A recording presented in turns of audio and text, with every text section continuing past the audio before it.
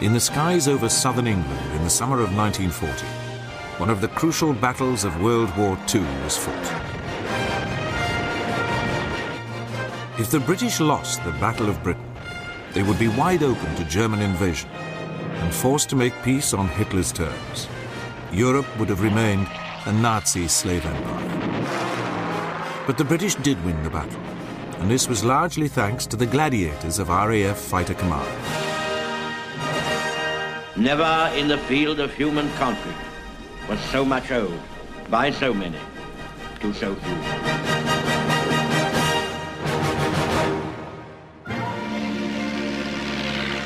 Fighter Command was born from the scout pilots of the Royal Flying Corps and the Royal Navy Air Service, who duelled with their German opponents over the Western Front during World War I.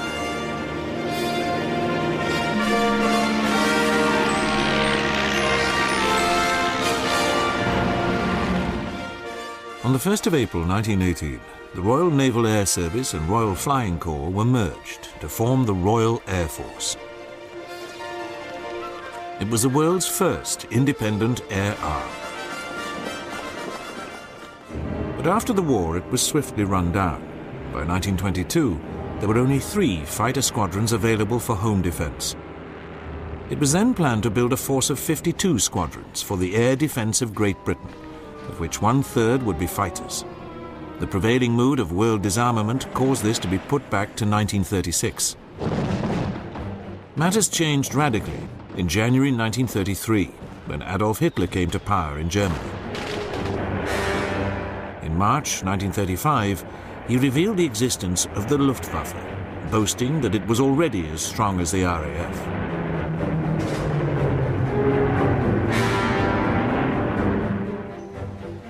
The British government replied by rushing through expansion plans for the RAF.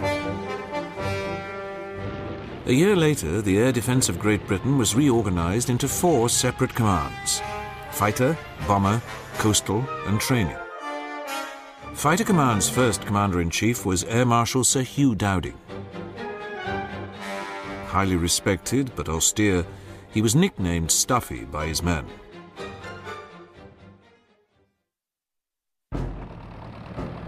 When Dowding took over, Fighter Command had only 16 squadrons, each of 12 aircraft, and just over 200 pilots.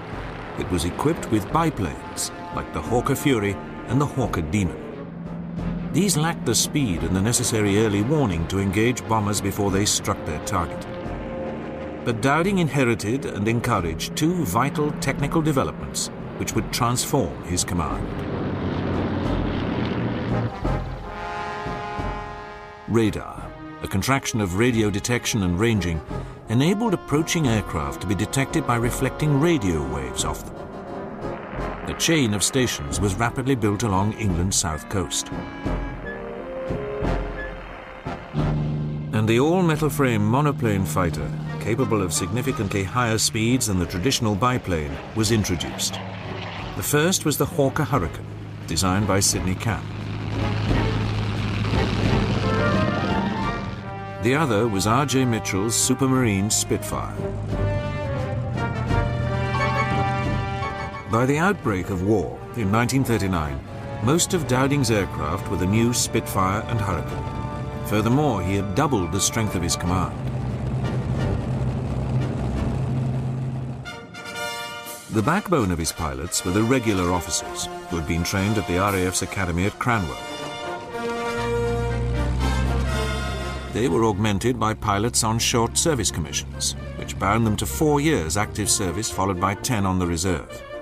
Many came from the Dominions, like New Zealander Al Deer, who would become one of the leading aces.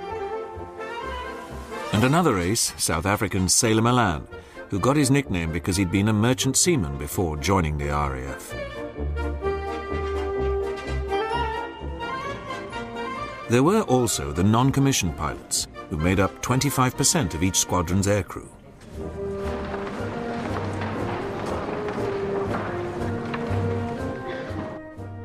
The regular squadrons were supported by the part-time flyers of the RAF Volunteer Reserve.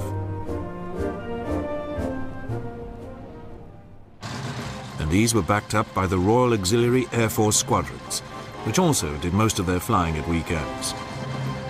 The romance of the air was at its height in the 1930s, with ever longer pioneering flights.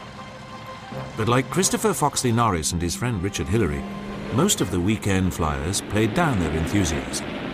But for example, he and I both joined the Oxford University Air Squadron, but we certainly didn't do it so that we could become better pilots. We did it to enjoy ourselves. Despite this modesty, most of them knew that they were the heirs of the aces of World War I. And their confidence was high.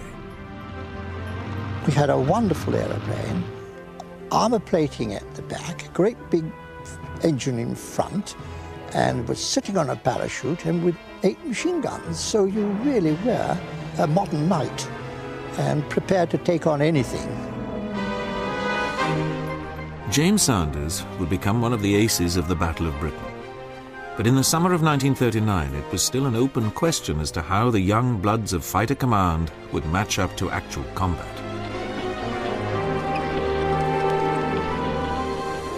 Their test was soon upon them.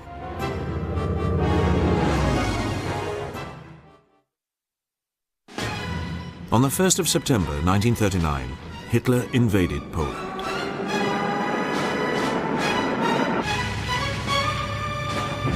Two days later, Britain and France declared war on Germany, and a British expeditionary force began to cross the English Channel to support the French army.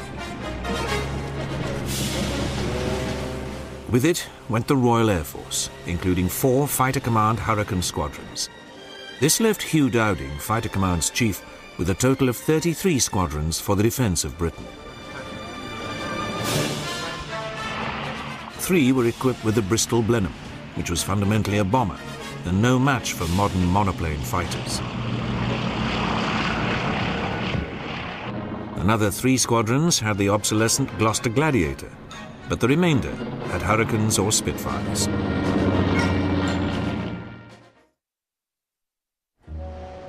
During the Phoney War, which followed the fall of Poland, Fighter Command's main task was to protect shipping on Britain's east coast, and the Royal Navy in its anchorages at Scapa Flow and Rosyth.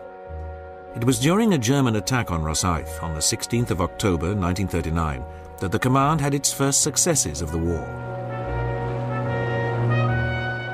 Hurricane shot down 2 Heinkel HE-111 bombers. The fighter squadrons in France also had some success against German reconnaissance aircraft. But the onset of winter, which was exceptionally severe, put a brake on the air operations of both sides.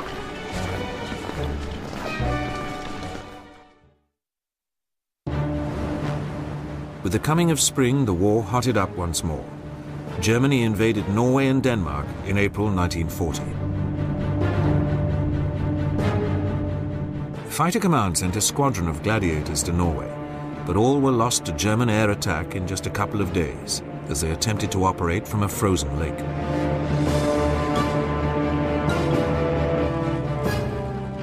Dowding had also been forced to send a further 6 squadrons to France by May 1940. And when the Germans did attack, 4 more Hurricane squadrons immediately deployed to France.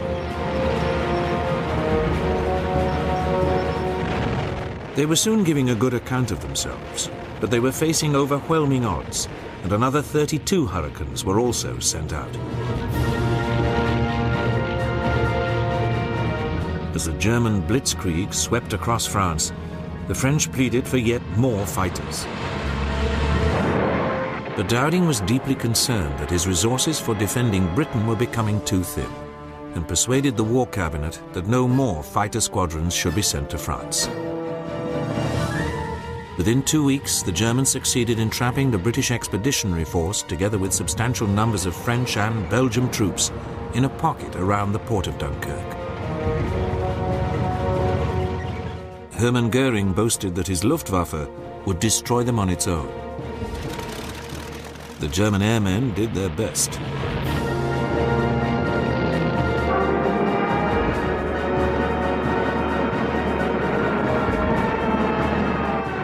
But but they could not prevent 340,000 Allied troops being brought back to Britain.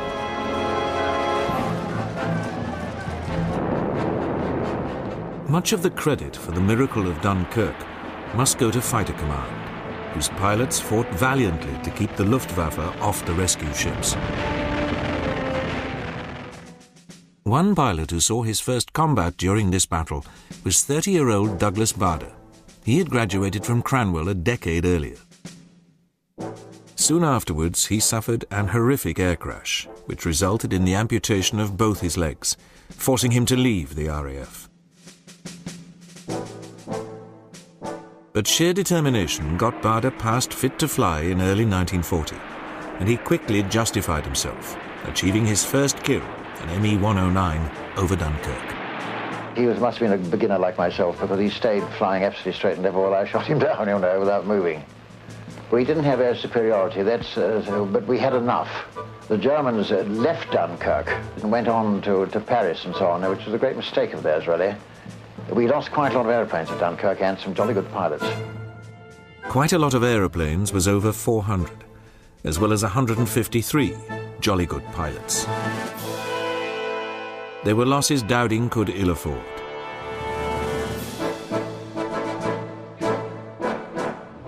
He knew that the crucial battle, that for domination of England's skies, was about to take place. If he lost it, German invasion appeared inevitable.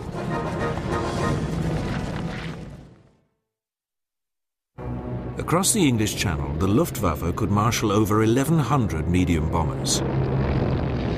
Some 320 Junkers Ju-87 Stuka dive bombers,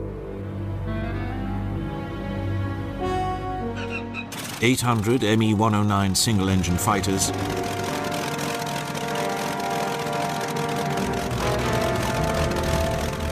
and 250 twin-engine Me-110 fighters. Also within range of Britain were a further 150 bombers and Me-110s based in Norway and Denmark. This armada was flown by crews who had been blooded in the Spanish Civil War and honed their combat skills in Poland.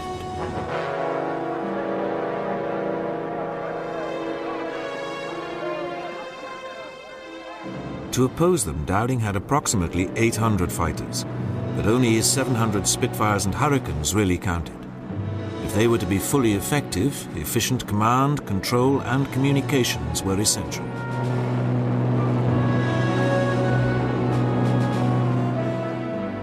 Dowding had organized his force in 4 groups. Number 10 Group covered southwest England. Its commander, South African Sir Quintin Brand, had been one of the pilots who had made the first flight from London to Cape Town in 1920. New Zealander Keith Park's Number 11 Group was responsible for southeast England, the most critical sector. Park had been Dowding's senior staff officer, and the Commander-in-Chief had every confidence in him.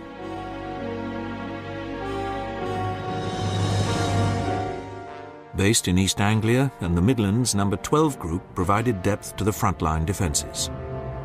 Trafford Lee Mallory, the group commander, had a background of air cooperation with ground forces. Finally, Richard Saul's Number 13 Group covered the north of England and southern Scotland. Dowding was heavily reliant on the chain of radar stations covering the south and east coasts for early warning of the approach of hostile aircraft. This home chain system sent the information of the build-up of enemy raids direct to the filter room at Headquarters Fighter Command at Bentley Priory on the northwest outskirts of London. Here, the direction and strength of the raids were identified, and the information passed simultaneously to the operations rooms at Bentley Priory, the group HQs, and the sector HQs within each group. Once the raiders had crossed the English coast, their progress was monitored by the Observer Corps, which was made up of civilian volunteers. The group HQs decided which squadrons to scramble, while the sector ops rooms within each group controlled the fighters in the air, guiding them on to the enemy formations. two other elements played an important part in the British air defences. Anti-aircraft command controlled ground-based air defence weapons, while RAF balloon command manned the barrage balloons, which were designed to deter low-level attack.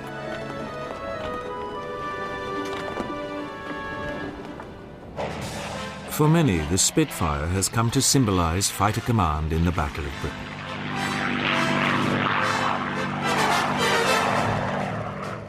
Pilots like former ace Brian Kincombe found it a delight to fly.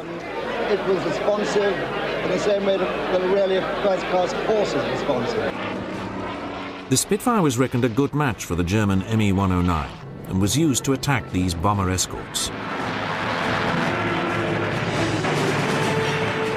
The more numerous but less glamorous Hurricane also had its strengths. We, the Hurricane pilots, knew we could outturn by outturning it, going round the smaller circle. If we both were turning, he was trying to shoot you down, given a few turns and you were in a position to shoot at him. Geoffrey Page and his companions tended to concentrate on shooting down the enemy bombers. One British weakness was tactics, something which some pilots had already identified. The basic RAF formation was the three-plane Vic. Attacks were carried out as drills laid down in the Manual of Air Fighting. This was in contrast to the Luftwaffe, which put its greater combat experience to good use in developing the Finger 4 formation. This provided much more flexibility and better protection against being jumped by hostile fighters. Dowding had no worries over fighter production, which had recently been stepped up. But he was deeply concerned about his slender reserves of trained pilots. Although the training organization was expanded in July 1940 to produce 115 instead of 39 fighter pilots every 2 weeks, it would take time for his command to benefit. Dowding's worries remained acute, especially as casualties started to rise. In addition to calling up all available reserves, more pilots were brought in from overseas. Among them, the combat-experienced Polish pilots, who had escaped to Britain having already engaged the Luftwaffe twice, over their home country as well as France, and trained pilots from France and Czechoslovakia. The RAF even recruited a few American volunteers. However good the pilots and their machines, they were totally reliant on their ground crews, as Bob Stanford Tuck, another Battle of Britain ace, later acknowledged. On occasions you'd land on a hot, terribly hot day and you'd taxi in, switch off, jump out, and they'd swarm onto the thing, open up all the cowlings, the engine fitter would be at it quickly checking this, refueling, they'd be shoveling ammunition into the aircraft as hard as they could go. The radio operator would be there with the side flap open, working on the radio, but all working like absolute beavers.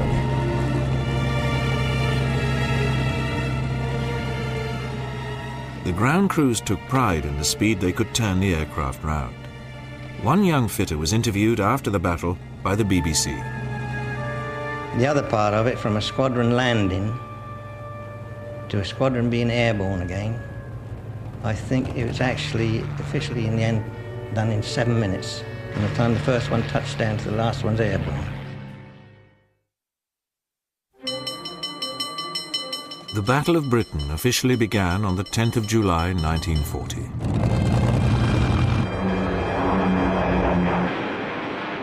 During the first month of fighting, the Luftwaffe tried to tempt the RAF out over the Channel by attacking convoys.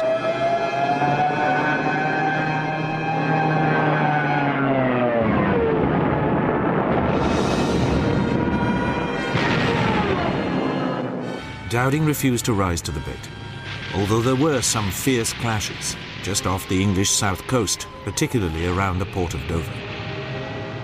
The fierceness of the battles can be judged from this contemporary radio report about the interception of a Stuka attack. But now the British fighters are coming up. Here they come in an absolute steep dive.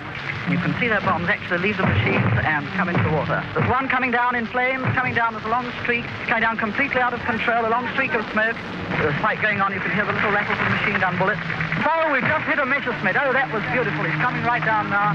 I think definitely that's that first shot him. Oh, boy, I've never seen anything so good as this. Oh, yes. On the 12th of August, Goering began to mount his main assault.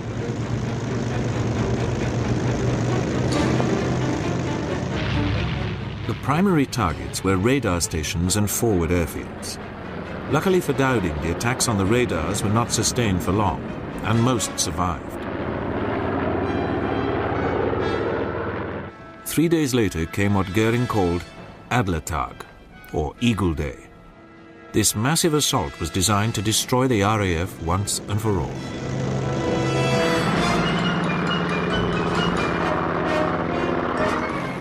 The Luftwaffe flew nearly 1,500 sorties. It was handicapped by the fact that its fighters only had fuel for a few minutes' combat over England. Soon it was losing between 2 and 3 times as many aircraft as the British, 45 to 13 on Adlertag alone. The 18th of August was a crisis day. The Germans attacked a number of the crucial sector headquarters airfields. Command and control was severely disrupted. The RAF lost 34 precious aircraft to the Luftwaffe's 71.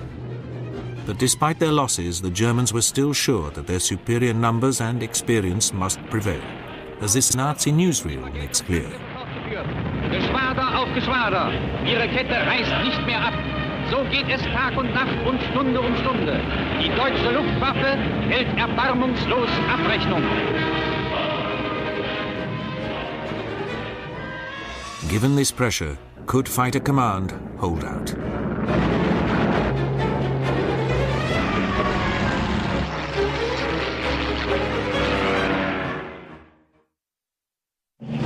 During the perfect summer days of late August 1940, the skies above southern England were full of contrails as the grim battle went on.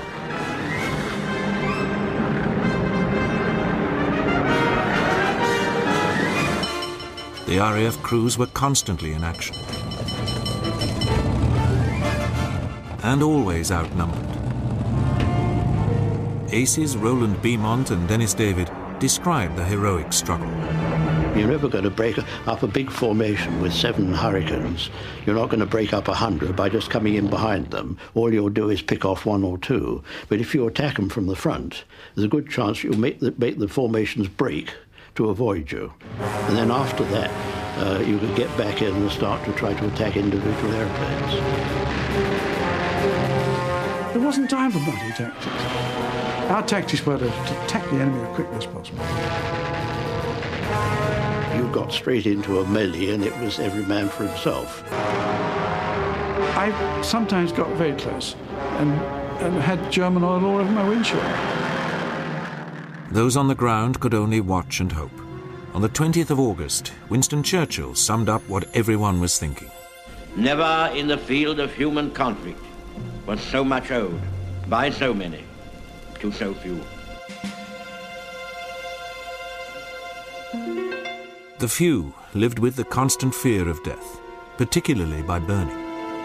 The temperature in the cockpit, they estimate, goes from about a comfortable room temperature up to 3,000 degrees centigrade in 10 seconds. Well, water boils at 100 degrees centigrade, so if you're not out in under 10 seconds, you're dead mutton. The pilots were becoming exhausted by the constant stress.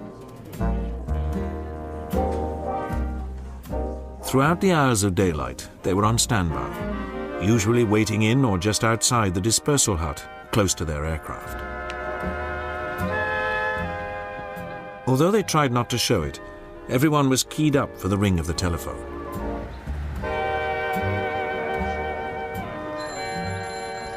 It could be a routine administrative query or the order to scramble.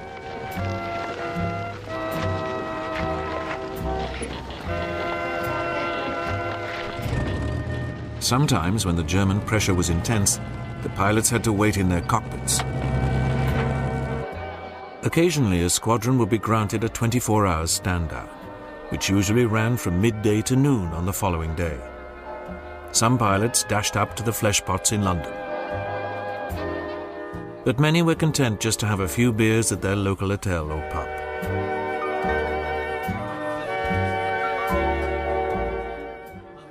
When they were on duty, the pilots often flew up to 5 or 6 sorties per day.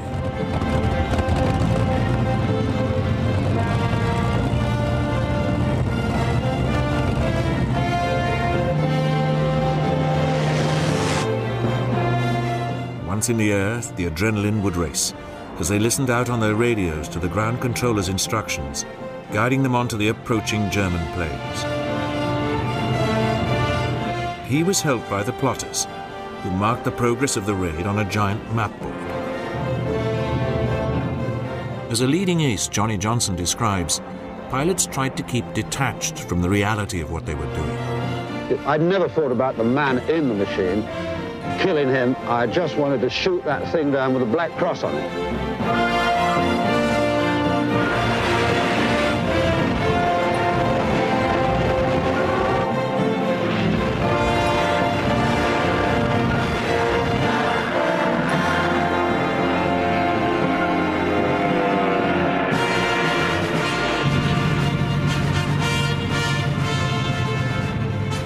Inevitably, at the end of a sortie, pilots would be missing. It's very hard for people to realise today that you sit down to breakfast with somebody and he's never seen again after that meal. And it's a terrible loss, really. But so much so that, as to an individual, I stopped making friends who were other pilots. On the 24th of August, the Luftwaffe increased the fighter escorts for its bombers and mounted a renewed assault on Fighter Command's airfields, especially those of No. 11 Group. With his squadron suffering heavy losses and the surviving pilots becoming exhausted, Keith Park was increasingly concerned that his group might disintegrate. To help him, Dowding began to replace some of Park's depleted squadrons with ones from other groups. But as Lawrence Thorogood later described, the standard of the newer pilots was inevitably dropping. The total number of hours I'd got in on Hurricanes was just 20 hours. And we were being called on to go into squadrons with inadequate training on the gunnery side, which after all was the absolute key to the whole business, to shoot.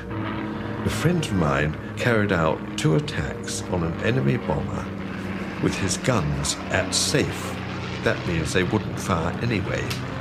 But he just didn't realize that his guns weren't working because he didn't know what to expect. He thought, my, they are very silent, these guns. It looked as if Fighter Command must eventually be ground down in defeat. But then on the 7th of September, the Luftwaffe dramatically changed tactics. 2 weeks earlier, one or more German bomber crews had inadvertently bombed London. The following night, RAF Bomber Command made a retaliatory attack on Berlin. Although it caused little damage, Hitler ordered attacks on London by day and by night.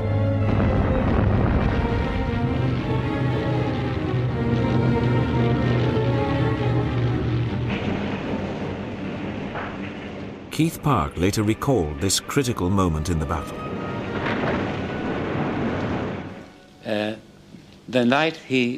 The night they turned their bombers onto the city of London and set it alight, I flew over the city in my Hurricane, and I looked down at the lower Thames, which was well alight from all the petrol tanks, and I said, thank God, because I knew that once they'd started on bombing London, I felt certain they'd keep on bombing the Thames and leave my aerodromes free to be reconstructed. It was feared that this change meant that German invasion was imminent, and that same evening of the 7th of September, the code word Cromwell was issued, putting all defending forces on heightened alert. But in reality, Hitler was beginning to acknowledge that his Luftwaffe was not winning the Battle of Britain. On the 10th of September, he postponed his projected invasion for 2 weeks. Goering, however, was determined to make one last all-out effort to crush Fighter Command. On the 15th of September, he launched another massive attack on London, which was designed to get the RAF's remaining fighters into the air so that he could destroy them.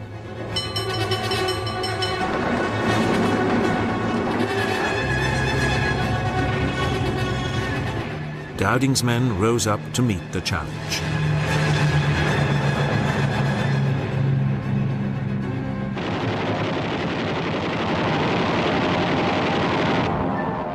Virtually every aircraft that Fighter Command possessed was flung into the assault.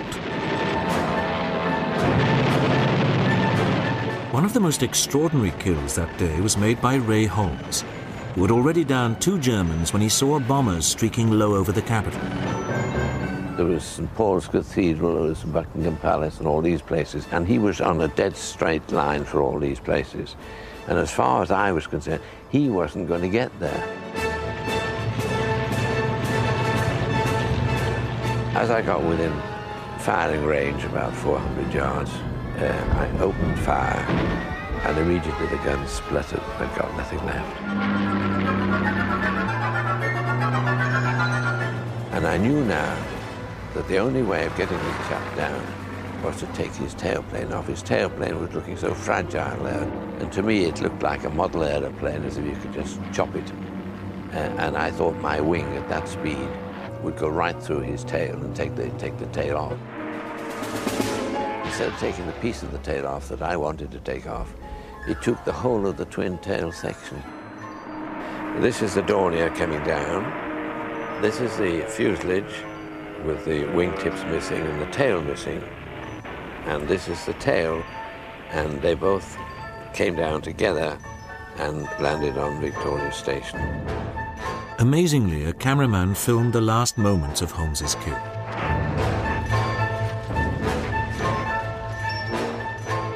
The Luftwaffe lost 60 aircraft, while the RAF lost exactly half as many. There could be no surer proof that Goering had failed, and 2 days later Hitler ordered an indefinite postponement of his invasion of Britain. The Battle of Britain rumbled on until the end of October. By then, the emphasis of the German assault had switched to attacks by night on Britain's cities and towns. This blitz would last until May 1941.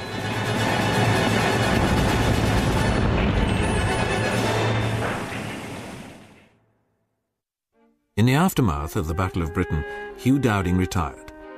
Many of the few who now called themselves Dowding's chicks because of the way he had cared for them felt that he was not given the recognition that he deserved for his leadership in one of the most decisive conflicts in history. Nevertheless, in 1943, he was ennobled as Baron Dowding of Bentley Priory. During the night assault on Britain's cities, Fighter Command had to develop new defensive skills. These were based on the development of airborne interception radar.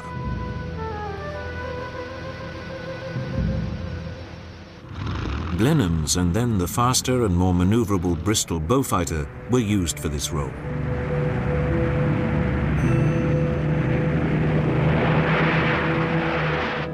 The Beaufighter had specifically been designed as a night fighter, although it went on to act as an escort fighter and ground attack aircraft. During 1942, the even more versatile and fast Mosquito would be adapted for this role. Tracking down enemy bombers and engaging them required the closest coordination between the pilot and his navigator, who operated the radar. 2 o'clock, 15 all the time, steady. Range coming down to about 800 feet, overtaking about 5 miles an hour. Have a look with the glasses. Where is he? Right above there, about 50 degrees at 1 o'clock. You see him? We're right below him. Yes, I see him, yes. Hold on.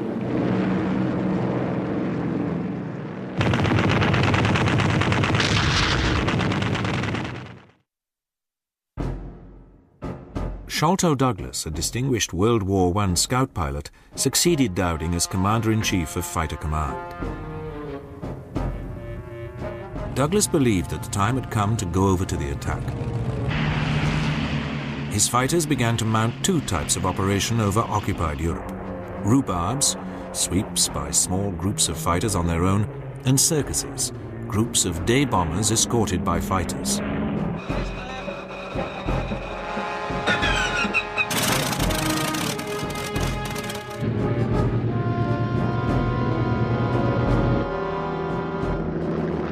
Douglas made no secret of his tactics.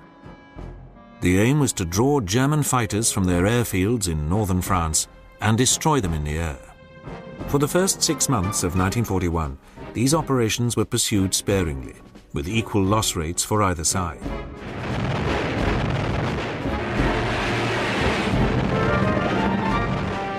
But when the Germans invaded Russia in June 1941, the tempo was stepped up, so as to keep as much as possible of the Luftwaffe tied down in the west. This worked well, with experienced pilots being transferred from the Eastern Front to make good losses in the west. But the rhubarbs and circuses were costly. One reason was that the RAF fighters were now operating over hostile territory. Like their Luftwaffe adversaries the previous summer, they were limited by fuel in the amount of time that they could spend in combat. The second reason was that the Germans had introduced a formidable new fighter, the Focke-Wulf FW-190, which far outclassed the standard Fighter Command Spitfire II. Douglas Bader, who was now leading a wing on cross-channel sweeps, explained how the FW-190 was countered.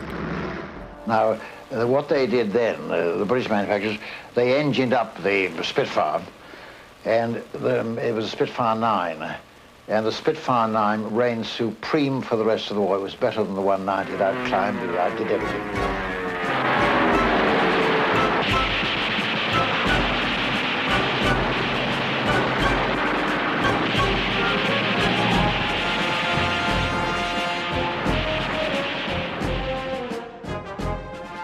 With his tin legs and 22 confirmed victories to his credit, Bader himself thought he was indestructible. But while leading his wing over Lille in northern France in a rhubarb operation on the 9th of August 1941, he finally fell victim to an FW-190.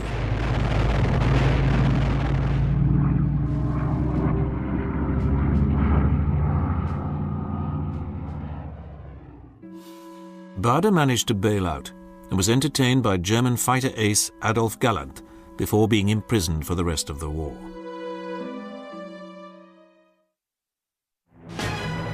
During the summer of 1941 and into 1942, Fighter Command sweeps were stepped up to help the Russians. Again, they proved expensive, especially in the air battles accompanying the disastrous Dieppe raid in August 1942, the attempt by largely Canadian forces to land at this French Channel port. The RAF hoped to inflict a significant defeat on the Luftwaffe, but the Germans shot down twice as many Allied planes as they lost themselves. Some pilots were rescued by the ships involved in the raid.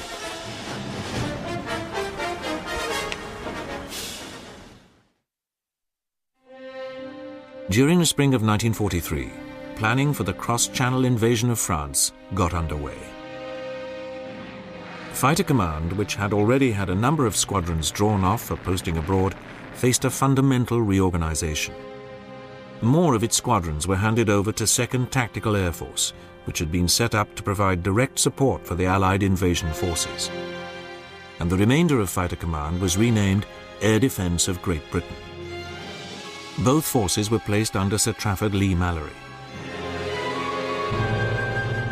The Tactical Air Force's role was strictly offensive, and it took over Fighter Command's operations over northern France, while ADGB remained purely defensive. One of its tasks was to counter German reconnaissance aircraft, trying to monitor the invasion preparations.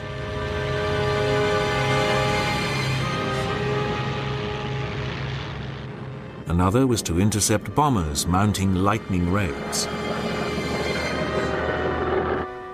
The ADGB's roles appeared unglamorous compared to those that Fighter Command had enjoyed, but its men were soon to be put to the test in what became in effect another Battle of Britain. For the Germans were about to launch another blitz.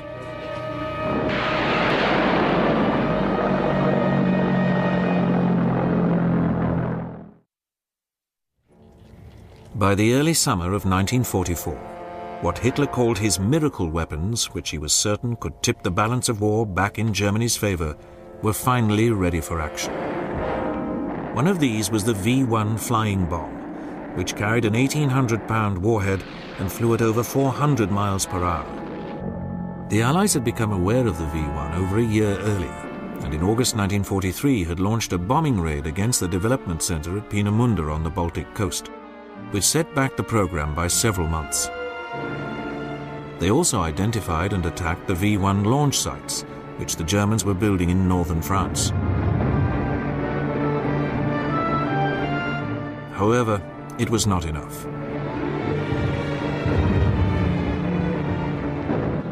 On the 13th of June 1944, a week after the Allied landings in Normandy, the first V-1s were launched against England.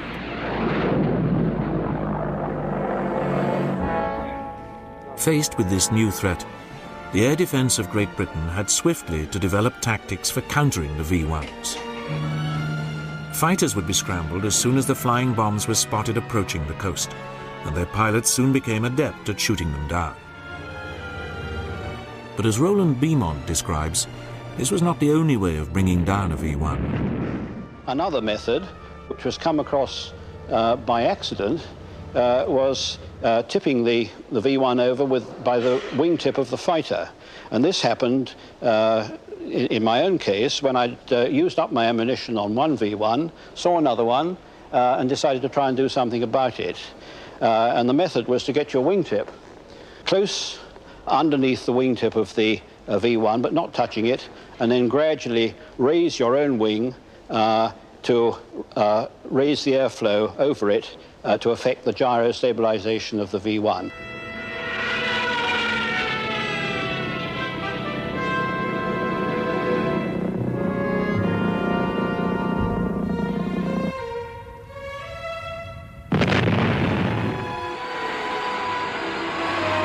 A significant addition to the defences against the V-1 was the first jet to enter RAF service, the Gloucester Meteor, which made its operational debut on the 12th of July.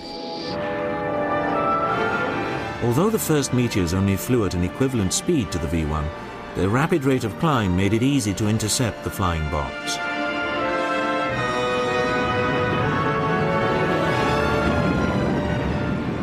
Another measure taken was to deploy anti-aircraft guns to the English south coast to engage the V-1s before they got inland.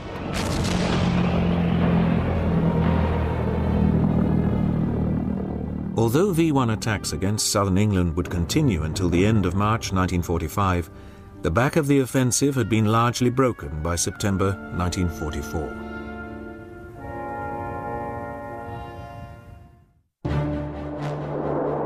But Hitler had another miracle weapon, the V-2 rocket, which had a 1-ton warhead and could reach speeds of 3,500 miles per hour.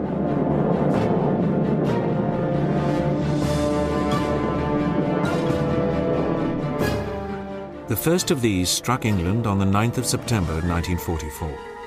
There was little that ADGB could do, since this first ever ballistic missile flew too high and too fast to be intercepted. The Allied ground advance through France took care of the V-1 fixed launches, but the V-2s remained a threat, since they used mobile launchers. It was only the Allied air offensive against German oil and communications that finally brought the V-2 attacks to a halt.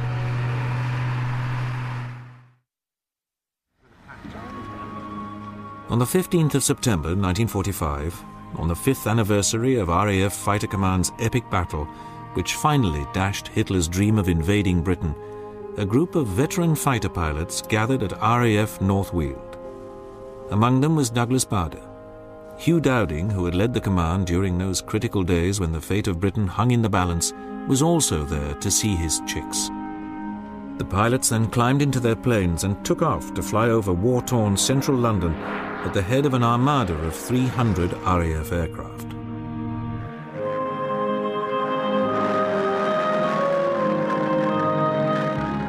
It was a fitting commemoration, both of the end of the war and to the few, the young pilots who had played the lead role in what Churchill had called Britain's finest hour. Many years later, Douglas Bader summed up the spirit of Fighter Command. Well, the tremendous comradeship.